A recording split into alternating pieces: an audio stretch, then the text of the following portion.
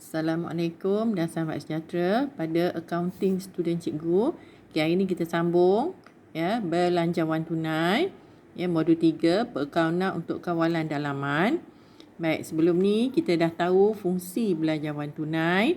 Kemudian kita dah belajar format belanjawan tunai dan hari ini cikgu nak ajar bagaimana nak menyediakan belanjawan tunai. Okey, jadi student tolong lihat elok-elok video cikgu ni kerana video ni akan turun naik lah Cikgu nak tunjukkan format, cikgu nak tunjukkan soalan dan sebagainya. Baik.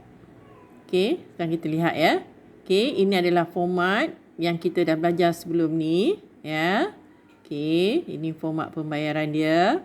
Okey, kita pergi pada soalan. Okey, apa-apa yang paling penting ialah baca soalan terlebih dahulu. Okey, sekarang kita baca soalan dulu. Encik Adrian ialah pemilik kedai buku Adrian di Subang Jaya. Pada 1 Januari 2005, baki tunai perniagaannya ialah 5,700. Baki kenderaan ialah 48,000. Anggaran perbelanjaan bagi 3 bulan pertama tahun 2005 adalah seperti yang berikut. Belian Januari 6,800, Februari 4,200, Mac 8,300. Kadar bayaran Januari 400, Februari 500 dan Mac 550. Maklumat tambahan. Pada bulan Disember 2004, jumlah jualan ialah 23,000 dan jumlah belian ialah 10,400. Kenderaan disusut nilaikan 10% setahun atas kos. Anggaran jualan Januari 18,000, Februari dan Mac berkurang sebanyak 5% daripada jualan bulan sebelumnya. Komisen diterima dianggarkan sebanyak 4% daripada jualan bulan sebelumnya. 80% daripada jumlah belian adalah secara kredit dengan tempoh kredit selama 1 bulan. Terdapat 4 orang pekerja pada bulan Januari dengan gaji bulanan sebanyak RM700 seorang. Pada bulan Mac, seorang pekerjanya menerima kenaikan gaji sebanyak 20%. Yang ke-7, sebuah mesin fotostat baharu dijangka dibeli pada hujung bulan Januari dengan harga RM9,400. Bayaran pendahuluan ialah RM3,000. Bakinya akan dibayar secara ansuran selama 5 bulan mulai bulan Februari. Kadar bayaran bulan semasa akan dibayar pada bulan berikutnya. Kadar bayaran pada bulan Disember 2004 ialah RM380. Anda dikehendaki menyediakan penyata belanjawan tunai bagi kedai buku Adrian bagi 3 bulan berakhir 31 Mac 2005, di mana pelajar mesti menunjukkan lebihan ataupun kurangan. Baik. Okey, ini adalah soalan. Jadi soalan pelajar mesti baca terlebih dahulu sebelum kita mula. Okey, soalan ni minta kita sediakan penyata belanjawan tunai selama 3 bulan berakhir 31 Mac 2015. Okey, kita tengok tajuk. Okey, tengok. Tajuk cikgu dah masukkan belanjawan tunai bagi 3 bulan berakhir 31 Mac 2005. Okey, terbalik pada soalan.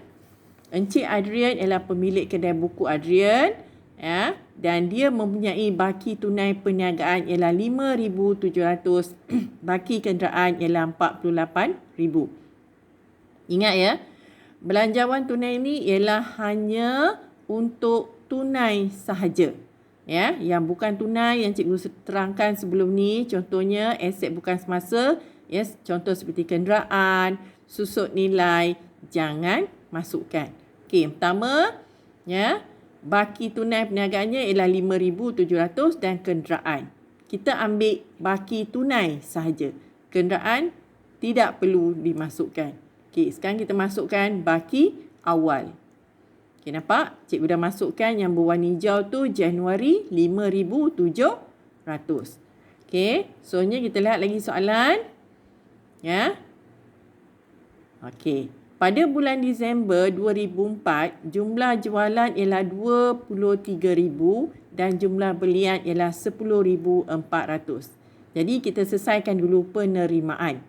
Penerimaan ialah jualan. Okey, kita lihat jalan kira jualan. Ya. Januari jualan ialah 18,000. Okey, kemudian pada bulan Februari ada maklumat tambahan tadi mengatakan jualan akan berkurang sebanyak 5% daripada jualan bulan sebelumnya. Jadi bulan Februari kita kena kira 18,000 tolak 5%, jumlahnya 17,100. Kemudian pada bulan Mac 17,100 kita ambil jualan pada bulan Februari, tolakkan 5%, jadi kita dapat jumlah jualan untuk bulan Mac ialah 16,245. Okey, sekarang kita masukkan di bahagian penerimaan untuk jualan Januari, Februari dan Mac. Okey, nampak? Cikgu dah masukkan. Jualan tunai. Januari 18,000, Februari 17,100, Mac 16,245. Semasa buat belanjawan tunai, kita masukkan dulu jumlah-jumlah yang perlu dimasukkan. Okey, sekarang kita dah masukkan baki awal 5,700, jualan tunai untuk 3 bulan. Okey, sekarang kita lihat lagi soalan seterusnya. Penerimaan. Kenderaan disusut nilai 10% setahun atas kos. Yang ini cikgu dah bagi tahu, susut nilai tidak perlu dimasukkan dalam belanjawan tunai. Dan kita bergerak lagi. Komisen diterima. Ini adalah penerimaan. Dianggarkan sebanyak 4% daripada jualan bulan sebelumnya. Okey. Jadi dalam soalan tadi dia dah bagi tahu jualan pada bulan Disember ialah 23,000. Kan kita lihat pengiraan. Komisen diterima, penerimaan untuk Januari. Kita kena ambil jualan pada bulan Disember kalikan dengan 4%, dapat 920. Kemudian kita ambil jualan bulan Januari 18,000 kali 4%, 720. Dan kita ambil jualan pada bulan Februari 17,100 kali 4%, 684. Dah dapat jumlah ni semua, kita masukkan di kolom penerimaan. Okey, sekarang kita lihat sekarang cikgu dah masukkan komisen diterima Januari 920, Februari 720 dan Mac 684. Jumlah penerimaan jangan kira lagi. Kita teruskan untuk maklumat yang seterusnya. Okey, maklumat seterusnya. Komisen diterima sudah. Okey, sekarang apa pula?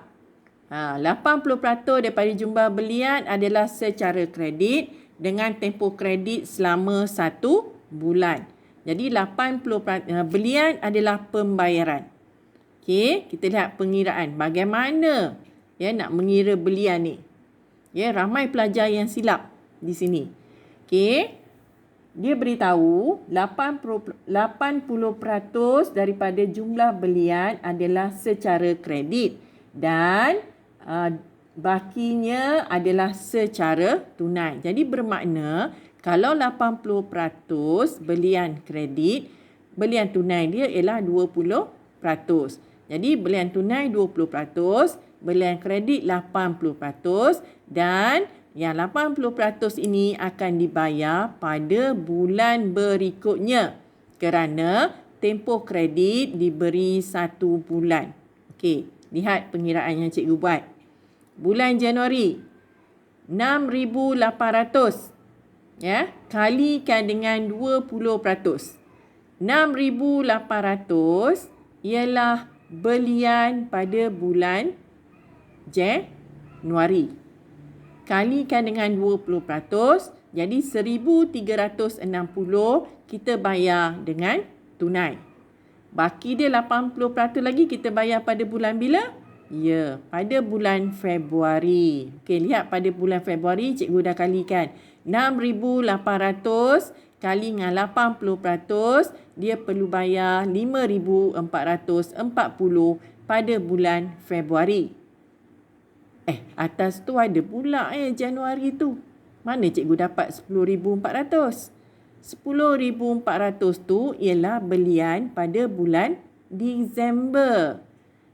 Bulan Disember ya, 80% ya, belian kredit pada bulan Disember kita belum bayar ya, dan kita perlu bayar pada bulan Januari.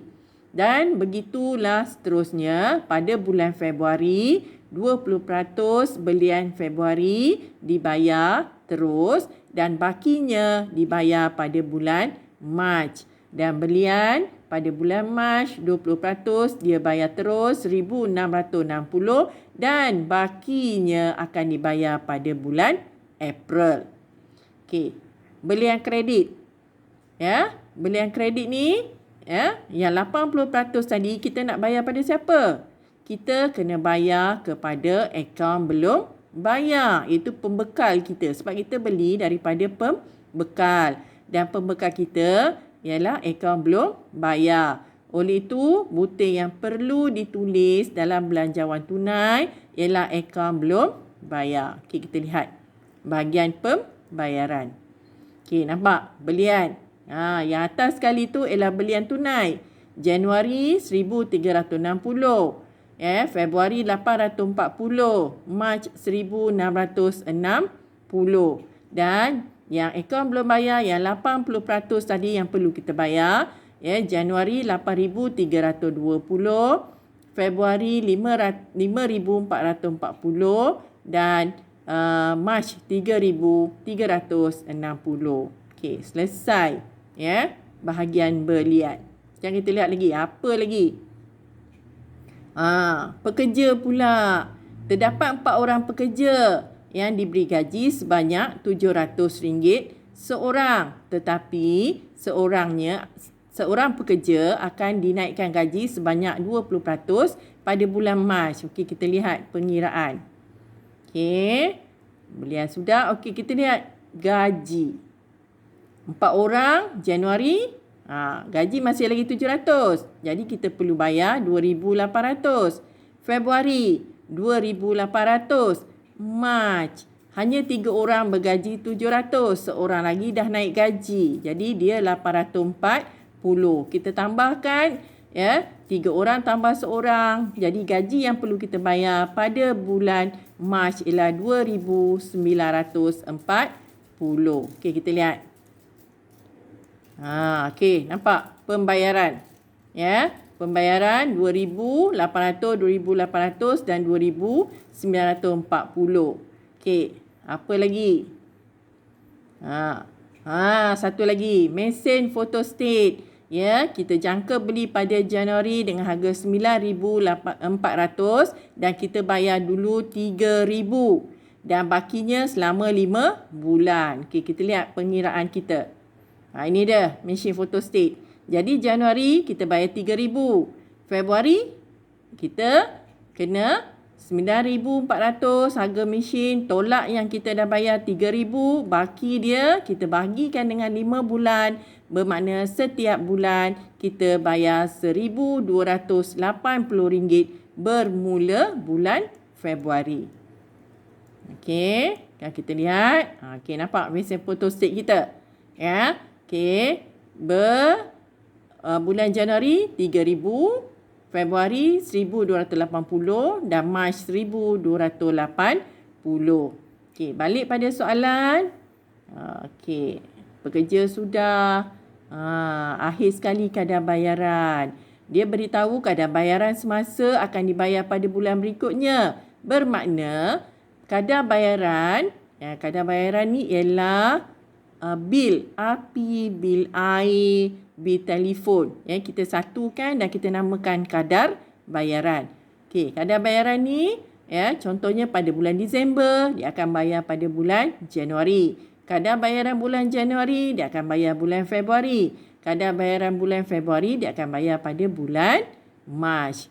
Okey, jadi kadar bayaran pada bulan Disember 380. Dan dia dah beritahu tadi. Kita lihat Okey, sekarang kita lihat. Ini nampak. Dia dah bagi soalan tadi. Kadar bayaran Januari 400, Februari 500, Mac 550.